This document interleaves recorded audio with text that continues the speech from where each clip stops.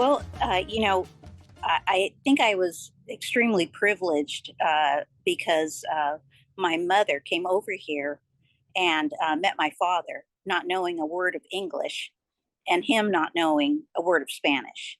They just fell in love immediately, and he was delivering ice to an apartment that she was visiting a girlfriend, and they were attracted to each other, and the rest is history. But I did have the privilege that I'm talking about is that I got to grow up in a home with two different cultures.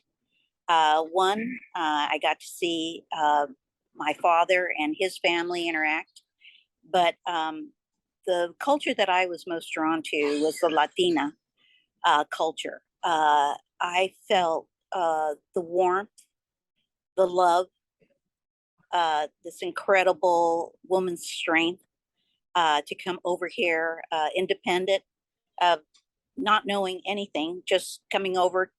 She was an incredible seamstress, and but she came over and was hired as a nanny in a very wealthy man's and his wife's home, and she became their nanny. And they were the ones that got her foot in the door to become a seamstress, and and that's what she did most of her life. So but you asked me about her kitchen, and I I hadn't thought about that in so many years. uh but my bedroom was located right next to the kitchen, and so my both parents worked, and so we got ready to go to school and everybody went to work early. But on Saturdays and Sundays, that kitchen became an incredible place. uh, the the smells, the aromas that came from the food that was cooked. uh, your great grandma's favorite dish was beef steak ranchero, Mm, and sounds so it's good. delicious. It's now become my favorite dish. And what it is it's uh, tomatoes and onions and garlic, Mm. and the steak frying, and you add a little broth, and they become juices, and an incredible flavor of mixture of flavors. But as Latinas, we cook with that is what we cook with onions and tomatoes and garlic, and that's the Guatemalan culture. If you go to Guatemala, the breakfast is a very light meal. Lunch, everybody comes together in the kitchen and eats together, and it's this huge meal that's put out. And dinner is a very light meal. But after lunch, everybody takes a siesta. That's where that word comes from. 2 hours. They the schools used to close. All the stores in the town used to close so that everybody could have their siesta. Isn't that amazing? I It's love that. it's hard to believe in our culture today that they would shut down, a town for. But this was the country's history. Yeah. But yeah. So anyway, do you have any other questions? I mean, I Yeah, can go I on haven't. forever. I know. I wish. Oh my gosh, and we have. But yeah, I have kind of some specific questions. So first being, so you kind of told a little bit about your kitchen, about how it's like right next to your room. Um, how did that kitchen specifically, maybe like on Saturdays and Sundays, I think you said, how did that like make you feel? Like if you could teleport there today to that kitchen that you grew up in, like how would that make you feel? It, you know, it it was a family time, and it was a time I was privileged to have both mother and father, and I had a brother, but he was more on the distant side. Uh, the the American culture is to sit in front of the television, you know, um, enjoy family time in the television room, Mhm. where great grandma, when she grew up, there was no television. Mm. She was born in 1908. Wow. And so what her favorite thing was to turn on the radio, Yeah. and we would listen to Latin music all all morning, and then we'd sit down at the table. My father would cook and get out of there and go watch TV. Uh, but me and her would sit there for hours and over, our food, and just talk about everything. And Camille, it really reminded me of the party that we attended at your friend's home, that they were celebrating you, and how you weren't there till the very last, but how your girlfriends were so sweet to entertain us, and the smell of the food, and sitting there at the bar and enjoying their conversation. That's how it was. It was that love that you felt when you walked in there and we all surprised you. But that's how it was with great grandma. We would just talk about everything, all of life's you know uh you have so many questions as you're growing up. You don't know what's going on around you, and this is a person who has the experience and that loves you unconditionally, and you just pour your heart out. And so it was many great. I don't know if I can convey the warmth, the love, except to show you by experience what we felt at your home at this party that we were invited to. That was an epic surprise party. I have no idea. I was I so know. glad that you were there. I'll never forget it. Never. Yeah, that's beautiful. I feel like I've definitely sat around your dining room table to ask questions and to lean Hmm. into and cry some gnarly tears for Yeah. sure. I Yeah. feel like that's just like what those dining room tables, kitchen areas feel like for sure. Make you want to just open up. Uh-huh. So you kind of already touched on what your favorite dish was now to like make and eat. You said it was called, what was it? Beef steak ranchero. Beef steak ranchette. Oh, that sounds Uh-huh. so You'll good. have to you have to order it, Mm. and then you can Yeah, I'll understand. have to maybe even find a recipe or come cook it with you. I would. Yeah, yeah, no kidding. But Camille, isn't it funny that when all you kids come over and we all get together, it's always in the kitchen. It is.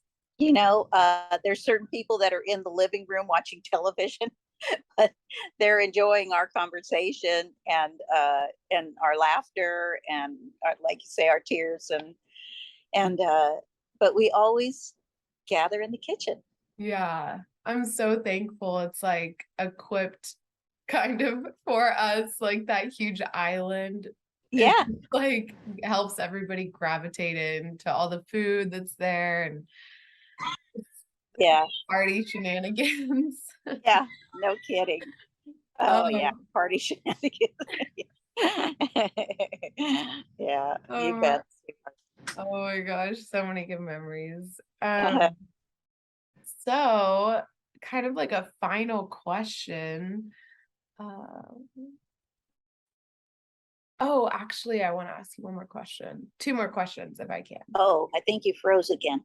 Oh, I want to ask you two more questions if I can. Okay, sure. What are some things about your kitchen now that make you think of Guatemalan culture? The way that whether it's the way that it looks or the way that it feels kind of around that.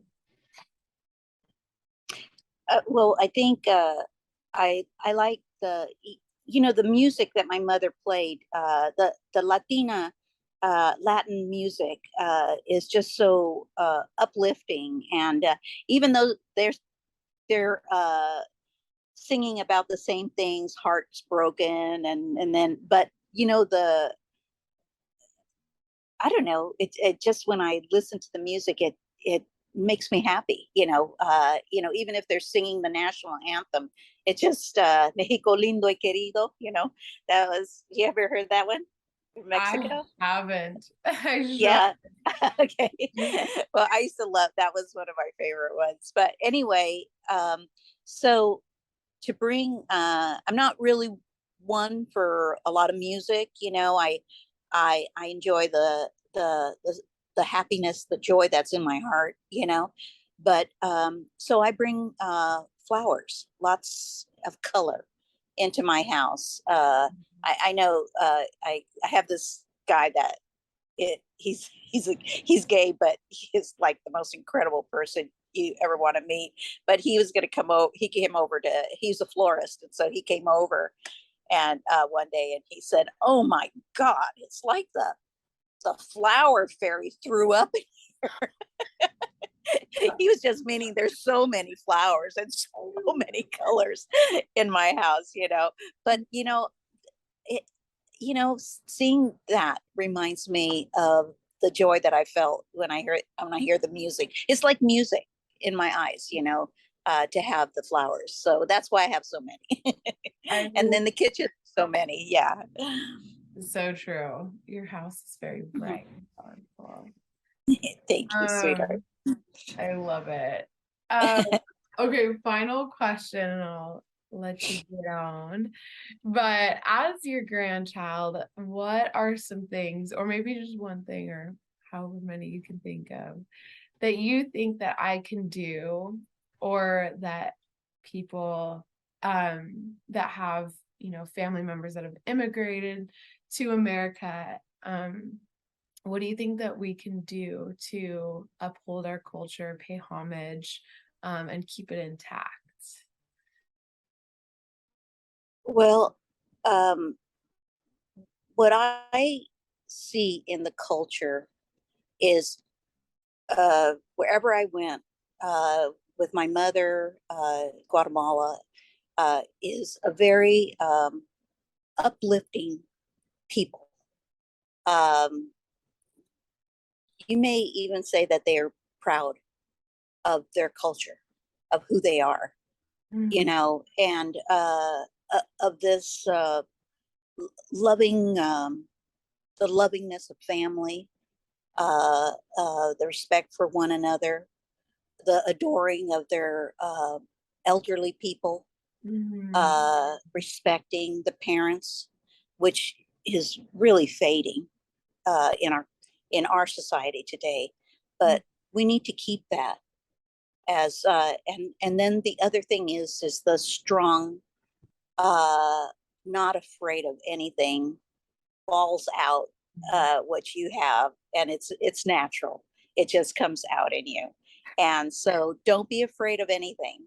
And my mother never was, I never was, and you aren't either, and that is our heritage, sweetheart. That is the Latina heritage, and don't ever be ashamed to call yourself Latina, because it's a very beautiful name and it's a very beautiful culture, and I love it. I love it. I respect and I honor the United States of America. I totally appreciate that we have this country, and my mother did too. When she first landed in the United States of America and wanted to become a citizen, she told the story that she came off the airplane and fell on her knees and kissed the ground of the United States of America. And she always upheld that, always did, even though she loved her patria, she loved the being a Guatemalan in the United States of America. But anyway, that's the story she always told, and that's what I always grew up with. Yes, I respect the United States, but I'm so happy I'm Latina. It's a very warm and loving culture, sweetheart, and you carry it on, and it comes out in you. Yeah. Yeah. I hope to draw more upon my Guatemalan roots, and learn to like embrace new parts that I just aren't aware of. So hopefully by doing projects like this, where I get to like ask you questions and hear your side of it. I hope that like is some really good quality research. So I'm excited for Guatemalan Independence Day here on the 15th of September, and to celebrate that. That'll be really fun. But I really am appreciative of your time and your consideration to come on and do this Oh, project for Infinity Rehab.